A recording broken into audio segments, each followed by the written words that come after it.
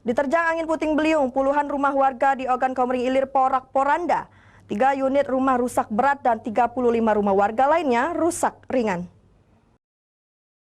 Puluhan rumah di Desa Sri Geni Baru, Kecamatan Kayu Agung, Kabupaten Oki, porak-poranda akibat diterjang angin puting beliung, bahkan satu diantaranya roboh. Sementara 3 unit rumah mengalami rusak berat dan 35 rumah lainnya rusak ringan. Total rumah warga yang berdampak bencana alam puting beliung ini mencapai 39 rumah. Polisi dan TNI pun berjibaku membantu evakuasi dan penanganan bencana puting beliung hingga tuntas. Mereka membersihkan puing-puing rumah dan pohon serta ranting pohon yang tumbang. Beruntung tidak ada korban jiwa dalam peristiwa ini.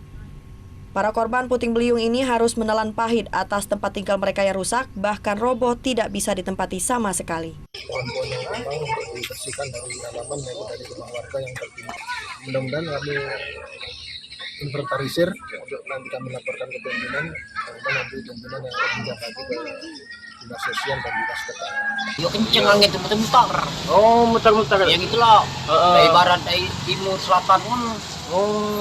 Habis genting ke belakang, barulah selesai aku bangun. Habis genting sampah. Para korban angin puting beliung ini mengharapkan bantuan dari pemerintah agar tempat tinggal mereka kembali layak seperti semula.